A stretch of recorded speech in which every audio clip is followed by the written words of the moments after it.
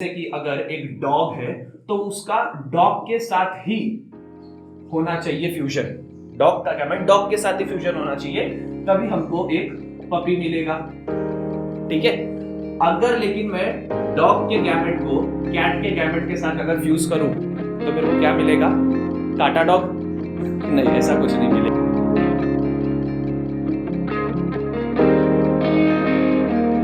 Hello मेरे future doctors. तो last video अगर आपको याद होगा, मैंने लास्ट वीडियो में क्वेश्चंस पूछे थे, तो वो क्वेश्चन के आंसर्स दो लोगों ने मेरे को दिए हैं।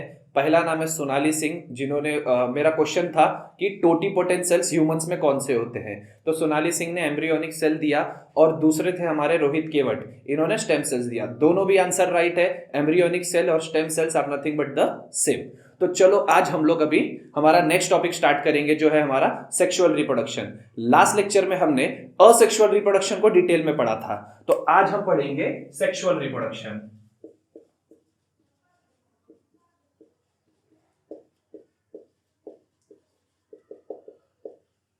सेक्सुअल रिप्रोडक्शन, तो सेक्सुअल रिप्रोडक्शन क्या होता है? लास्ट लेक्चर में मैंने जहरीली खीर वाली एक एग्जांपल दी थी, है ना?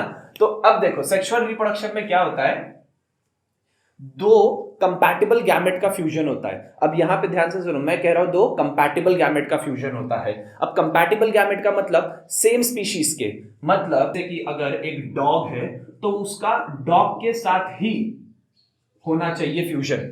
डॉग का गैमेट डॉग के साथ ही फ्यूजन होना चाहिए, तभी हमको एक पपी मिलेगा। ठीक है, अगर लेकिन मैं डॉग के गैमेट को कैट के गैमेट के साथ अगर फ्यूज करूं तो मेरे को क्या मिलेगा? काटा डॉग? नहीं, ऐसा कुछ। हाइब्रिड मिलने के चांसेस आप बोलोगे हो सकता है, क्योंकि सर टाइगर और लायन का भी किया गया है, लाइगर मिला था, है ना? बहुत कम चांसेस रहते हैं ऐसे। कंपैटिबल होना चाहिए। आप जेनेटिक्स लगा के, जेनेटिक इंजीनियरिंग लगा के ऐसे कर सकते हो, बट नॉर्मली ऐसा करना मुश्किल होता है। हाँ, अब नॉर्मली डॉग और कैट को कॉपुलेशन करवा सकते हो क्या? नहीं। तो हाइब्रिड मिलने के भी चांसेस बहुत ज्यादा कम रहते हैं। तो वही बोला गया है कि सेक्सुअल रिप्रोडक्शन में क्या होता है, दो कंपैटिबल गैमेट का फ्यूजन होता है। ठीक है, तो ये हो गया हमारा दो कंपैटिबल गैमेट का फ्यूजन, जिसे हम कहते हैं सेक्सुअल रिप्रोडक्शन। अच्छा, अब सेक्सुअल रिप्रोडक्शन कैसे होता है? तो सेक्सुअल रिप्रोडक्शन ज्यादातर दो स्टेप में होता है।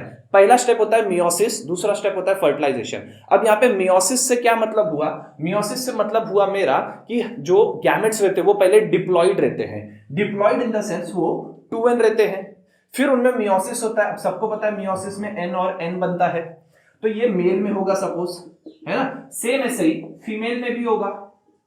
उसके पहले जो गैमेट होंगे, पहले तो वो डिप्लॉइड होंगे, बाद में वो जो गैमेट है वो हैप्लॉइड बनेंगे इस तरीके से। ये हमारा कंप्लीट मियोसिस कहलाता है।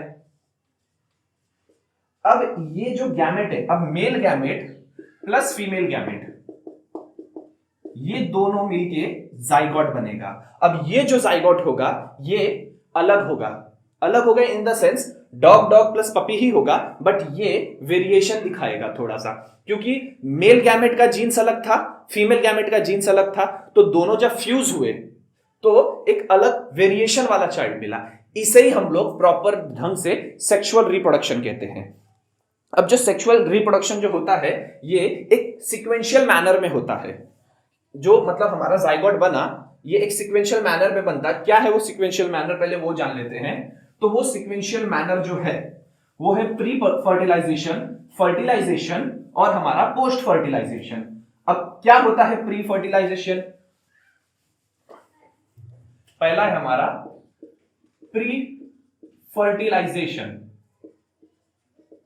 प्री फर्टिलाइजेशन, प्री फर्टिलाइजेशन मैंने अब भी बताया।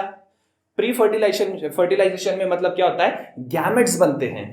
ठीक है, मेल के अंदर गैमेट बनेगा, फीमेल के अंदर गैमेट बनेगा, फिर उसके बाद फर्टिलाइजेशन होगा। अब फर्टिलाइजेशन में क्या होगा, मेल गैमेट और फीमेल गैमेट दोनों फ्यूज हो जाएंगे और उससे बनेगा जाइगोट। इसके बाद होगा पोस्ट फर्टिलाइजेशन।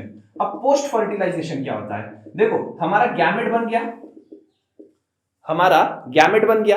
अब वो गैमेट जो बना है वो कैसे अब एक नया ऑर्गेनिज्म बनेगा। ठीक है, मतलब देखो फॉर एग्जांपल हमारा एक फ्लावर था, ठीक है? तो प्री फर्टिलाइजेशन में फ्लावर में मेल के पोर्स बनेंगे, पोलन ग्रेन जिसको कहते हैं हम लोग, और फीमेल का गाइनोशियम बनेगा, उसके ओवरी के अंदर ओव्यूल्स बनेंगे। तो ये इसको कहेंगे, तो दोनों में गैमेट्स बने, इसको कहेंगे प्री फर्टिलाइजेशन। फिर उसके बाद फर्टिलाइजेशन, मतलब पोलन ग्रेन और ओव्यूल दोनों फ्यूज हो जाएंगे, ठीक है, फिर जाइगोट बनेगा। अब पोस्ट फर्टिलाइजेशन में अब जो जाइगोट बना है वो जाइगोट कैसे एक पूरा प्लांट बनेगा, उसमें कैसे सीड बनेंगे, उसे कहते हैं हम लोग पोस्ट फर्टिलाइजेशन, ठीक है। तो ऐसा समझ तो आपको समझ गया रहेगा। अब सेक्सुअल रिप्रोडक्शन हम लोग प्लांट्स में पढ़ रहे हैं, तो सेक्सुअल रिप्रोडक्शन प्लांट का किसमें होता है, वो होता है एंजियोस्पर्मिक प्लांट में। एंजियोस्पर्मिक प्लांट कौन सा प्लांट हुआ, ऐसे प्लांट जो फ्लावर बियर करते हैं।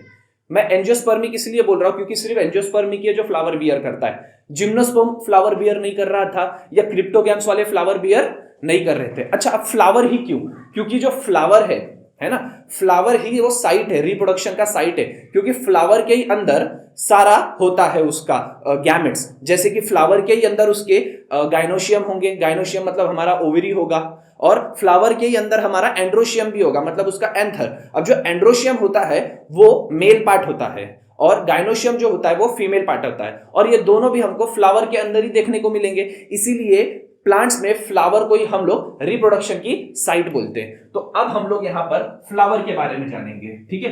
तो चलो एक फ्लावर बना लेते हैं। मैं यहां पर आप सबका मतलब जो सबसे कॉमन फ्लावर है जो आपने 10th में भी देखा रहेगा, मैं वो फ्लावर बनाता हूं जिसे हम हिबिस्कस कहते हैं, ठीक है। तो सबसे पहले देखो, एकदम सिंपल डायग्राम है हिबिस्कस फ्लावर बनाने की। सबसे पहले इस तरीके से एक पेडिसिल बनाने का है हमें। पेडिसिल नीचे की जो डंडी होती है वो, और पेडिसिल के ठीक ऊपर रहता है हमारा थैलेमस। ये हो गया हमारा थैलेमस। अच्छा, अब ये जो थैलेमस है, अब ये थैलेमस से ही ऐसे आपने देखा रहेगा ऐसे ग्रीन कलर का निकलता है, इसको हम सेपल्स कहते हैं। क्या कहते हैं, सेपल्स, जो ग्रीन कलर की पत्तियां निकलती है। फिर अच्छा, अब हम लोग यहां पर जरा गाइनोशियम बना लेते हैं, या गाइनोशियम को हम लोग यहां पर इसे कार्पल भी बोलते हैं। तो इस तरीके का ये हमारा हो गया गाइनोशियम। अच्छा, मैंने गाइनोशियम बना लिया, अब एंड्रोशियम भी बना लेते हैं, मतलब हमारा स्टेमन। बताता हूं कैसे। तो ये जो इसे कहते हैं एंथर, इसे कहते हैं फिलामेंट। ये 2 लोब के होते हैं, देखो इसलिए मैंने इसको 2 लोब का बनाया है। ठीक इसी तरीके से यहां पे भी मैं ऐसे ही बना लेता हूं।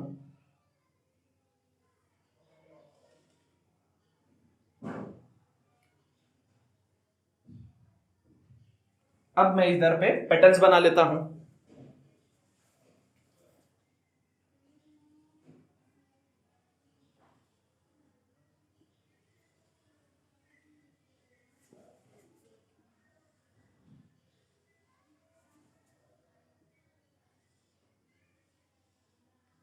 इस तरीके से, ठीक है। तो ये हमारा एक हिबिस्कस का फ्लावर हो गया। अच्छा, अब सबको नेमिंग कर देते हैं। देखिए, इसे कहेंगे पेडिसिल, इसे कहेंगे थैलेमस, इसे कहेंगे सेपल।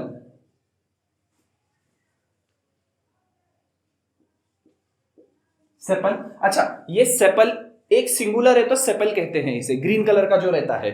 लेकिन अगर यही वोल फॉर्म में होगा तो अब आप बोलोगे सर वोल क्या होता है ना, वोल्स। वोल्स का मतलब होता है कि जो सेपल है ना, ये ग्रुप में होगा। अब ग्रुप में भी लेकिन सर्कुलर में होगा, ठीक है। तो वोल्स ऑफ सेपल को हम लोग कैलिक्स कहते हैं। क्या कहते हैं, कैलिक्स, ठीक है, इसे कहते हैं कैलिक्स। अब ये हमारा पंखुड़ी है, फ्लावर का पंखुड़ी बोलते हैं हम लोग, पेटल्स भी बोलते हैं इसे, पेटल्स। अब पेटल के वोल्स को क्या बोलेंगे, कोरोला, ठीक है। ये पेटल का वोल है, इसको कहेंगे कोरोला। अब हम लोग का मेन पार्ट आ जाता है जो है गैमेट वाला पार्ट। तो फीमेल पार्ट को पहले ले लेते हैं, तो इसे कहेंगे स्टिग्मा। स्टिग्मा, यहां पर हमारा पोलन ग्रेन आके स्टिक होता है, इसीलिए से स्टिग्मा कहते हैं। अब देखिए, ये एक स्टाइल जैसा, देखो एकदम स्टाइल में ये गया है, तो इसको हम स्टाइल कहेंगे। फिर इस जो ये गुंबद जैसा है, मटके जैसा, इसे हम ओवरी कहेंगे। अब इस ओवरी के अंदर हमारे ओव्यूल्स रहते हैं। क्या रहते हैं, ओव्यूल्स, ठीक है। तो मैं इस तरीके से ये ओव्यूल्स को बना देता हूं, इसे कहेंगे ओव्यूल्स। ठीक है, ये पूरा मिलके, ये पूरा का पूरा पार्ट मिलके इसे हम कहेंगे कार्पल। क्या कहेंगे हम इसे? कार्पल। अच्छा, ये कार्पल हो गया, ये हो गया फीमेल का पार्ट। ठीक है, अब मेल का पार्ट भी देख लेते हैं। तो ये जो आपको लाइन दिख रही है इसे कहते हैं फिलामेंट, और ये जो आपको दिख रहा है इसे कहते हैं एंथर। एंथर, ठीक है, दोनों को मिला के हम कहेंगे स्टेमन। क्या कहेंगे? स्टेमन। देखो, अब अगर ये स्टेमन ग्रुप में प्रेजेंट होगा तो उसे एंड्रोशियम कहेंगे, और सेम ऐसे ही अगर ये जो कार्पल है, कार्पल अगर ग्रुप में प्रेजेंट होगा तो उसे हम गायनोशियम कहेंगे। अच्छा, जरूरी नहीं कि गायनोशियम में जो कार्पल हो ग्रुप में प्रेजेंट हो, सिंगुलर होगा तो भी उसे हम गायनोशियम ही कहते हैं उसको, लेकिन मोनोकार्पेलरी कहेंगे हम। ठीक है, तो इसे आप लोग देख लो और इसे आप बना लो, स्क्रीनशॉट ले लो एक बार। तो अब फ्लावर के बारे में थोड़ा सा और जान लेते हैं। देखिए, ये फ्लावर में आप ध्यान से देखो, इसके अंदर मेल पार्ट भी है, फीमेल पार्ट भी है ना? तो इस फ्लावर को हम लोग बाइसेक्सुअल फ्लावर कहेंगे। क्या कहेंगे? Bisexual flower. कुछ फ्लावर ऐसे भी होते हैं जिनके पास सिर्फ ये मेल वाला गैमेट रहेगा, और कुछ फ्लावर ऐसे होंगे जिनके पास सिर्फ फीमेल वाला गैमेट रहेगा। मतलब कुछ फ्लावर के पास सिर्फ गायनोशियम होगा तो कुछ फ्लावर के पास बस एंड्रोशियम होगा। ऐसे फ्लावर को हम लोग यूनिसेक्सुअल फ्लावर कहते हैं। क्या कहते हैं? Unisexual flower. ठीक है, तो इस फ्लावर के बारे में थोड़ा सा जानते हैं। देखिए, फ्लावर में हमेशा दो मेन चीजें होती हैं। तो पहले बोला जाता है 2 एसेंशियल वॉल और 2 एसेसरी वॉल्स। अब 2 एसेंशियल वॉल, एसेंशियल का क्या मतलब हो गया? जरूरी। ठीक है, तो देखो एसेंशियल वॉल यहां पे क्या आएगा हमारा? कार्पल और स्टेमन, मतलब हमारा गायनोशियम और एंड्रोशियम, ये एसेंशियल वॉल्स होते हैं। और उसके बाद 2 एसेसरी वॉल्स, एसेसरी वॉल्स में हमारा आएगा कोरोला और कैलिक्स। अच्छा, अब ये कोरोला का क्या काम है फ्लावर के? इसमें तो कोरोला का काम होता है, ये कलरफुल होते हैं तो इसका काम होता है अट्रैक्ट करना। किसको? पॉलिनेटर्स को अट्रैक्ट करना। जैसे कि हनी बी वगैरह जो पॉलिनेटर्स होते हैं वो अपने कलर से क्या करेगा? उनको अट्रैक्ट करेगा, ताकि वो अट्रैक्शन से इसके पास आए और इसका एंथर लेके जाए, या फिर किसी दूसरे प्लांट से पोलन ग्रेन लाके इसके अंदर डाले। तो ये उसका पार्ट हो गया।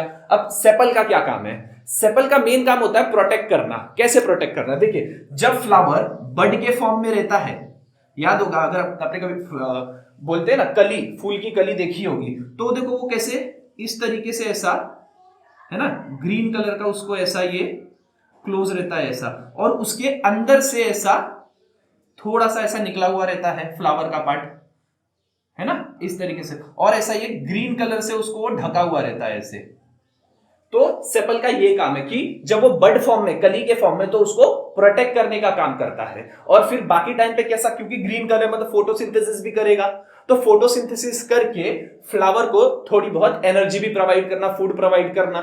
ठीक है, तो ये हमारा हो गया फ्लावर का पूरा पार्ट। अब बच्चों हम आगे पढ़ेंगे एंथर के बारे में, क्योंकि हम लोग को पढ़ना है ना पूरा अभी रिप्रोडक्टिव सिस्टम यहाँ पे हम लोग पढ़ रहे हैं, तो उसके लिए हमको मेल पार्ट के बारे में पढ़ना पड़ेगा। तो मेल पार्ट के बारे में हम लोग अब जानेंगे इस एंथर के बारे में, मतलब हमारा स्टेमन में जो फिलामेंट वाला पार्ट है वो सिर्फ सपोर्ट देने के काम आ रहा है। ये जो एंथर वाला पार्ट है, ये एंथर के अंदर पोलन ग्रेन होते हैं। ठीक है, तो ये पोलन ग्रेन बनते कैसे, ये एंथर का स्ट्रक्चर कैसा है, तो अब हम पढ़ेंगे TS of anther. TS of anther हम क्यों पढ़ रहे हैं? क्योंकि हमने क्या देखा अभी, फ्लावर का जो मेल रिप्रोडक्टिव ऑर्गन है वो है हमारा एंथर, मतलब हमारा स्टेमन। ये स्टेमन का फिलामेंट था, ये स्टेमन का फिलामेंट था, और ये हमारा था एंथर। इस एंथर के अंदर है हमारे पोलन ग्रेन्स, इस एंथर के अंदर है हमारे पोलन ग्रेन्स। अब देखो, ये जो पोलन ग्रेन्स है ना, ये पोलन ग्रेन्स ही जाने वाले हमारे गायनोशियम में। गायनोशियम में इन द सेंस ये हमारा इस तरीके से था, इसके अंदर ये पोलन ग्रेन्स जाएंगे ऐसे, और एक पोलन ग्रेन वैसे जाता है, फिर ये पोलन ग्रेन यहाँ के एग को फ्यूज करता है। तो उसके बारे में तो हमें जानना पड़ेगा इस एंथर में पोलन ग्रेन बना कैसे। ठीक है, तो फ्लावर में ये एंथर का पोलन ग्रेन बना कैसे, पहले वो जानना पड़ेगा। तो अच्छा, अब देखो हमारा, तो एंथर क्योंकि फर्टाइल पार्ट है, तो ये हमारा इस तरीके से एंथर को देखो, ये दो लोब जैसा है और यहां से इसका फिलामेंट निकल रहा है। तो जहां से फिलामेंट टच हुआ है ना, उसको हम लोग कनेक्टिव कहते हैं। क्या कहते हैं? कनेक्टिव। और ये जो दो लोब है, ठीक है, ये दो लोब है। अब ऐसा समझो मैंने इस दो लोब को कुछ इस तरीके से ऐसे ऐसे कट किया है। इसका मेरे को टीएस बनाना है ना, तो मैं इस तरीके से इसको कट कर रहा हूं, तो मेरे को कुछ इस तरीके से दिखेगा वो।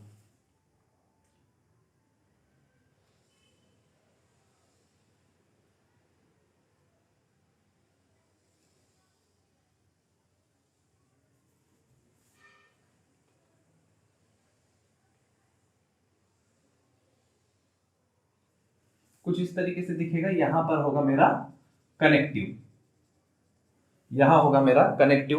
थोड़ा सा दांत जैसा स्ट्रक्चर दिख रहा होगा, लेकिन इसको इसी तरीके से बनाया जाता है। अब देखो ये मेरा टीएस ऑफ एंथर का कुछ इस तरीके का स्ट्रक्चर दिख रहा है। अब ये मेरा जो टीएस ऑफ एंथर है, मैंने क्या कहा, इसमें दो लोब है। ये देखो, एक लोब, दो लोब।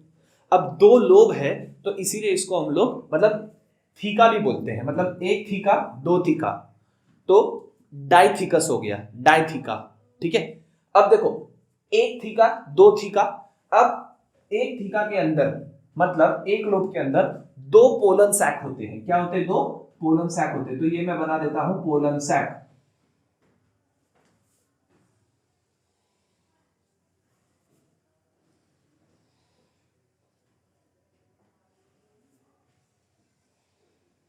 ये हो गया इसका पोलन सैक। तो देखो मैंने क्या बोला, एक लोब के अंदर दो पोलन सैक, तो कितने पोलन सैक हो गए? ये चार पोलन सैक। इसीलिए हम लोग इसको टेट्रास्पोरेंजिया भी कहते हैं। क्या कहते हैं? टेट्रा मींस फोर और स्पोरेंजिया, स्पोरेंजिया। ठीक है, इसे हम लोग टेट्रास्पोरेंजिया भी कहते हैं। अब इसके अंदर पोलन ग्रेन्स रहने वाले हैं। Pollen grains in the sense, हाँ, इसके अंदर पोलन ग्रेन्स रहने वाले मतलब स्पोरेंजियस टिश्यू भी कहते हैं हम लोग उसे। क्या होता है मैं डिटेल में अभी आपको बताऊंगा आगे। तो इसके अंदर पोलन ग्रेन्स रहने वाले हैं। अब देखो क्या होता है, अब इसके बाकी सब पार्ट में यहां यहां पे पूरे सेल्स भरे पड़े हैं। और ये सेल कौन से पता है? Parenchymatous cell. कौन से सेल है ये सारे के सारे? पैरेन्काइमेटस सेल है। ये पूरा इसमें ऐसा भरा पड़ा रहेगा पैरेन्काइमेटस सेल। अब देखो क्या होने वाला है, ये जो पैरेन्काइमेटस सेल है ना, ये डिफरेंशिएट होंगे। क्या होंगे? डिफरेंशिएट होंगे। ये पैरेन्काइमेटस सेल अब क्या होने वाले हैं? डिफरेंशिएट होने वाले हैं। डिफरेंशिएट होके ये बनेंगे आर्किपोरियल सेल। अब बोलोगे सर ये क्या बोल दिया, आर्किपोरियल सेल डिफरेंशिएट हो रहे हैं? देखो जब सेल डिफरेंशिएट होते हैं तो डिफरेंशिएट वो क्यों होते हैं? ताकि वो आगे चल के कुछ नया ऑर्गन बन जाए, या उन सेल का कुछ टिश्यू बन जाए, या कुछ मतलब कोई ना कोई चीज बन जाए। वो सेल जब डिफरेंशिएट होते हैं, जैसे कि कुछ सेल हमारे बॉडी में देख लो, सेल डिफरेंशिएट हो गए तो कुछ सेल लिवर बन जाते हैं, ऑर्गन बनते हैं, तो कुछ सेल किडनी बनते हैं। ऐसे ही इसके अंदर भी जो पैरेन्काइमेटस है ना, वो भी डिफरेंशिएट होएगा। अब डिफरेंशिएट होएगा तो अब वो बनेगा आर्किपोरियल सेल। क्या कहेंगे हम लोग उसे? आर्किपोरियल सेल। ठीक है, आर्किस्पोरियल सेल, आर्किस्पोरियल सेल हम लोग उसे कहते हैं मैं। ठीक है, अब ये आर्किस्पोरियल सेल्स जो है, ये दो इसमें डिवाइड होता है। सबसे पहला है स्पोरोजीनियस सेल, स्पोरोजीनियस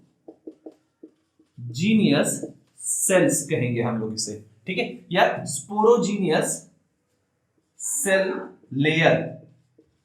और ये हमारा बनेगा एंथर वॉल की लेयर। ठीक है, एंथर वॉल लेयर मतलब ये जो स्पोरोजीनियस सेल लेयर है ना, इससे बनेगा स्पोरोजीनियस टिश्यू। क्या बनेगा? Sporogenous tissue. और इससे हमारे लेयर्स बनेंगे सारे के सारे। ठीक है, अब वॉल की लेयर्स बनेंगे। देखो स्पोरोजीनियस टिश्यू बनेगा, मतलब यहां पर सारे हमारे स्पोरोजीनियस टिश्यू रहने वाले हैं। ये हमारे स्पोरोजीनियस टिश्यू यहां पर रहेंगे। ये सारे स्पोरोजीनियस टिश्यू डिप्लॉयड है फिलहाल, 2n वाले। ठीक है, तो चलो मैं यहां पे पूरा बना देता हूं इस तरीके से।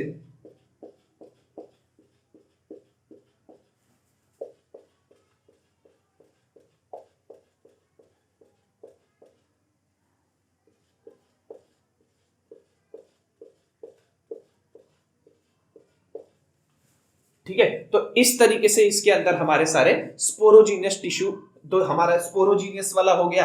अब एंथर वॉल पे आते हैं। अब एंथर वॉल पे देखो, सबसे पहला हमारा बनेगा एपिडर्मिस। एपिडर्मिस ये हमारा आउटर लेयर रहेगा और इसका काम है प्रोटेक्शन करना। क्या करना? प्रोटेक्शन करना। तो देखो ये एपिडर्मिस पूरे इसमें रहेगा। तो चलो एपिडर्मिस हम बना लेते हैं इस तरीके से।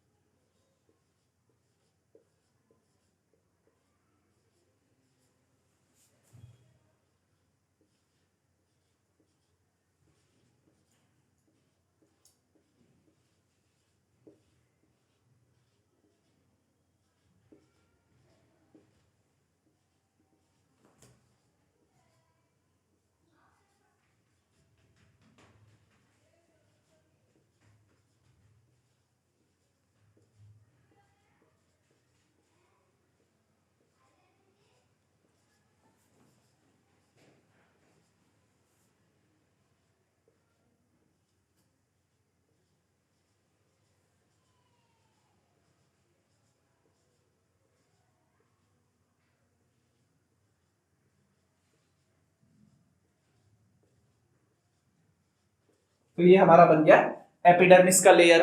ये एपिडर्मिस की जो लेयर है इसका काम है प्रोटेक्ट करना एंथर को। अब इसके बाद हमारा दूसरा लेयर बनेगा एंडोथीशियम, कहते हैं हम उसे एंडोथीशियम। अब ये एंडोथीशियम जो है ये एपिडर्मिस की ठीक नीचे रहेगी। एपिडर्मिस के ये क्या होगा? ठीक नीचे होगा। और ये कैसा होगा? रेडियली इलोंगेटेड होगा। अब रेडियली इलोंगेटेड मतलब देखो कुछ इस तरीके का इसका ऐसा स्ट्रक्चर रहेगा, ऐसे। ठीक है, मतलब रेडियल बोले तो थोड़ा सा सर्कुलर है बट इलोंगेटेड है। तो चलो अब मैं भी पूरा इसमें इस तरीके से ये बना लेता हूं।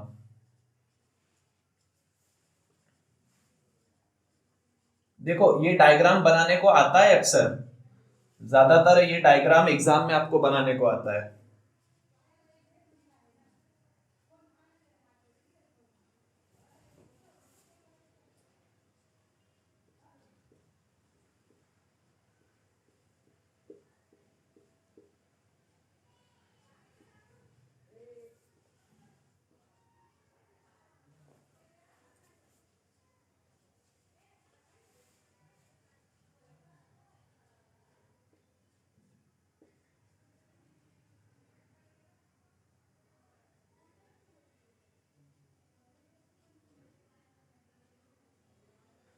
ठीक है, ये अब हमारा हो गया एंडोथीशियम की लेयर। एंडोथीशियम की लेयर के बाद हमारा आएगा मिडल लेयर।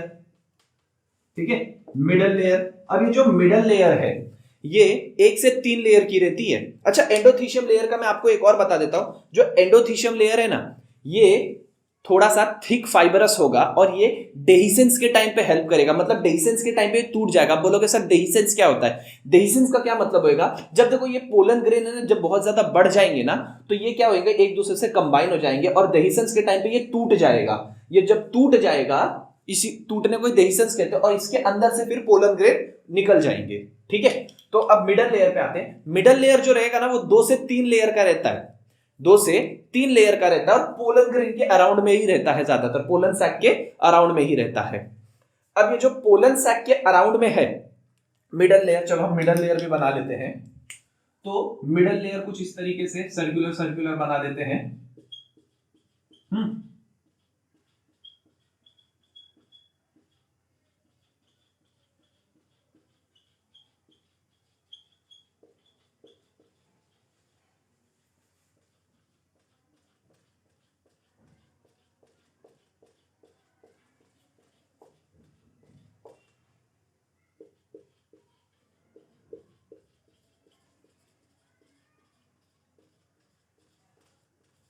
ठीक है, तो ये हमारा हो गया मिडल लेयर। मिडल लेयर का भी काम क्या है? मिडल लेयर का एकदम सिंपल सा काम है कि जो मिडल लेयर होगा ये 2 से 3 लेयर का होगा और पोलन सैक्स को क्या करेगा? ये ज्वाइन करेगा और ये भी डीजनरेट हो जाएगा अपने मैच्योरिटी के टाइम पे। ठीक है, अब ये हमारा हो गया मिडल लेयर का पार्ट। मिडल लेयर के बाद है हमारा टेपेटम। अब बोलोगे सर टेपेटम ये क्या नाम बोल दिए? टेपेटम। टेपेटम जो रहता है ना, ये पोलन सैक केस में रहेगा। कैसे? देखो, ये पोलन सैक केस में कवर अप रहेगा ऐसा। अच्छा, ये भी ब्लू ब्लू हो गया, मैं इसको थोड़ा अलग कलर में बना देता हूं। चलो इसको रेड कलर में ही करते हैं हम। मैं इसको ऐसा थोड़ा सा ट्रायंगुलर बना रहा हूं ताकि वो थोड़ा सा अलग दिखे।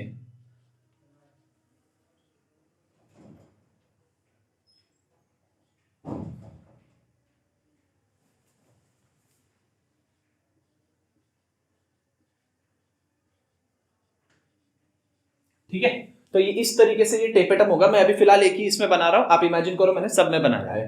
तो ये देखो, ये हो गया हमारा टेपेटम। टेपेटम के अंदर ऐसे न्यूक्लियस होते हैं, लेकिन जो न्यूक्लियस रहेंगे ना, ये 2 से ज्यादा हो सकते हैं। ये डाई न्यूक्लियस हो सकता है या पॉलीन्यूक्लिएटेड भी हो सकते हैं। अब ये टेपेटम का काम क्या है?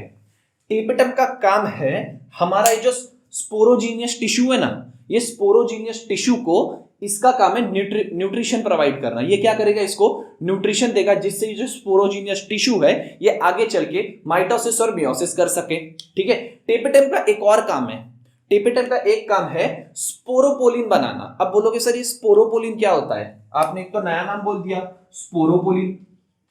स्पोरोपोलिन, बेटा लोग देखो, स्पोरोपोलिन जो है ना, जब पोलन ग्रेन बनता है तो पोलन ग्रेन को 2 लेयर लगती है, एक्साइन और इंटाइन। जो एक्साइन की, जो मैं अभी आगे बताऊंगा वैसे तो, लेकिन जो एक्साइन की जो लेयर होती है वो लेयर स्पोरोपोलिन से बनी हुई रहती है। और जो स्पोरोपोलिन रहता है ना, ये इतना स्ट्रॉन्ग सब्सटेंस है जो मतलब है ना उस पोलन ग्रेन को कभी मतलब ये डीजनरेट होने नहीं देगा, ऐसा समझो। मतलब ये स्पोरोपोलिन ऐसा सब्सटेंस है, इसको कोई भी केमिकल एसिड होने दो या बेस होने दो, इसको डीजनरेट नहीं कर सकता। इम्पॉसिबल है, इतना ज्यादा स्ट्रॉन्ग है ये। ठीक है, तो ये स्पोरोपोलिन बनाने में भी हेल्प करता है। कौन? टेपेटम बनाता है। फिर इसके बाद है हमारा माइक्रोस्पोरेंजिया। अब माइक्रोस्पोरेंजिया को हम लोग पोलन सैक बोल रहे हैं। पोलन सैक का ही मतलब माइक्रोस्पोरेंजिया होता है, या पोलन चेंबर बोलो आप। ठीक है, तो माइक्रोस्पोरेंजियम। अब ये हो गया माइक्रोस्पोरेंजियम। अब जो माइक्रोस्पोरेंजियम होता है, हमने क्या पढ़ा कि टेपेटम, ठीक है, टेपेटम न्यूट्रिशन प्रोवाइड कर रहा है। अब ये माइक्रोस्पोरेंजियम मतलब ये पोलन सैक। पोलन सैक के अंदर क्या है? स्पोरोजीनियस टिश्यू है। ठीक है, अब ये स्पोरोजीनियस टिश्यू क्या करते हैं? पहले चलो ये डाल दो, हाँ मैं नेमिंग दे देता हूं, चाहिए तो पहले, सबसे पहले तो इसे हम कहेंगे एपिडर्मिस। ठीक है, देखो एपिडर्मिस, फिर उसके नीचे एंडोथीशियम, है ना, फिर उसके नीचे वाला ये मिडल लेयर,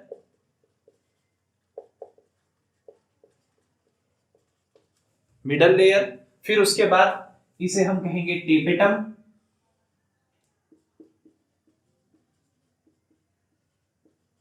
और इसे कहेंगे हम लोग माइक्रोस्पोर या स्पोरोजीनियस टिश्यू कह देते हैं। चलो, स्पोरोजीनियस टिश्यू। ठीक है, तो ये याद कर लो। ठीक है, और ये डायग्राम एग्जाम में बहुत बार आता है, या तो ज्यादातर डायग्राम ऐसा आता है कि ये पहले से बना हुआ रहेगा, आपको सिर्फ नेमिंग देनी रहती है। इस तरीके से होता है मेनली, तो ऐसे ही आता है। हाँ, बाई चांस एनी आ गया कि बना के दिखाओ, तो आपको इस तरीके से इसे बनाना होगा। ओके, तो अब यहां पर हमारा टीएस ऑफ एंथर खत्म हो गया। अब हमें पढ़ना है कि जो स्पोरोजीनियस टिश्यू है, इससे पोलन ग्रेन कैसे बने। तो चलो मैं बता देता हूं, अभी पहले इसे मैं मिटा देता हूं।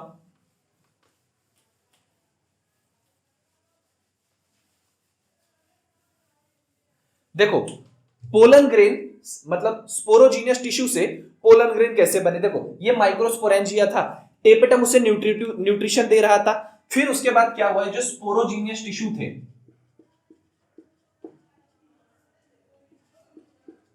ये जो स्पोरोजीनियस टिश्यू थे, मैं इसे इस तरीके से मैं बना देता हूं, स्पोरोजीनियस टिश्यू।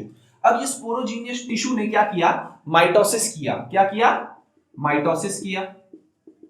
माइटोसिस का तो सबको मतलब पता ही है कि 2n होगा, तो 2n से क्या बनेगा? 2n फिर से 2n बनेगा। तो ये जो स्पोरोजीनियस टिश्यू है इसने माइटोसिस किया, माइटोसिस करने से फिर से 2n बन गया। अब जो ये बना है, ठीक है, इसे हम कहेंगे माइक्रोस्पोर मदर सेल। क्या कहेंगे? माइक्रोस्पोर मदर सेल, मतलब MMC। माइक्रोस्पोर मदर सेल बना कैसे? माइटोसिस से। अब ये जो माइक्रोस्पोर मदर सेल है ना, ये रहा हमारा MMC। ये जो माइक्रोस्पोर मदर सेल है ये भी क्या है? 2n है। अब इसमें होगा बच्चा लोग मियोसिस। क्या होगा इसमें? मियोसिस होगा। अब इसके मियोसिस से ही हमको मिलेगा हमारा पोलन ग्रेन। समझ में आ रहा है? देखो अब इसका क्या होगा? मियोसिस होगा। देखो तो मियोसिस लिख देते हैं हम लोग यहां पे। मियोसिस माइक्रोस्पोर मदर सेल से मियोसिस होगा। अब सबको पता है मियोसिस होता है तो कितना मिलता है हमको, है ना? ये देखो 2n है, इसका मियोसिस हुआ मतलब n। फिर उसके बाद वापस से ये तो मियोसिस 1 हो गया। मियोसिस 2 में क्या होता है? माइटोसिस जैसा होता है, इक्वेशनल डिवीजन हम कहते हैं उसे। ये मियोसिस 2, मतलब हमको देखो यहाँ पे 4 मिल रहे हैं, 4 हैप्लॉइड मिल रहा है मियोसिस में। तो यहां पे मतलब इस पोलन ग्रेन के साथ देखो कैसा होगा। इस पोलन ग्रेन के साथ मतलब ये देखो ये मियोसिस 1 हुआ इस तरीके से। अब तो ये मियोसिस 1, ठीक है। अब होएगा मियोसिस 2, मियोसिस 2, मियोसिस 1 मियोसिस 2 दोनों भी एक ही सिंगल मियोसिस कहलाता है। हाँ, ऐसा मत समझना कि एक बार मियोसिस फिर दूसरी बार अलग मियोसिस हुआ, नहीं नहीं, मियोसिस का फर्स्ट स्टेप, मियोसिस का सेकंड स्टेप, ठीक है। तो दोनों भी मियोसिस ही कहलाता है। अब तो हमको 2 मिला, अब यहां पर हमको इस तरीके से 4 मिलेगा, मतलब ऐसे ये 4 मिला।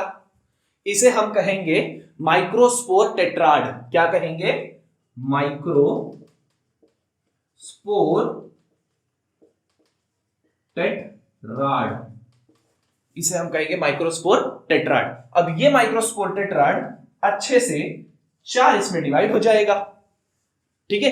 अब ये एक सिंगल को हम कहेंगे पोलन ग्रेन। अब इसे कहने वाले हम लोग पोलन ग्रेन। अब जब इस तरीके से बहुत सारे पोलन ग्रेन जैसे ही बन जाएंगे, देखो अब मतलब ये देखो ये स्पोरोजीनियस टिश्यू था, स्पोरोजीनियस टिश्यू से पोलन ग्रेन कैसे बना अभी आपको ये समझ गया। देखो अब क्या हो रहा है? Pollen grain pollen grain pollen grain pollen grain pollen grain बहुत सारे बन गए, ठीक है।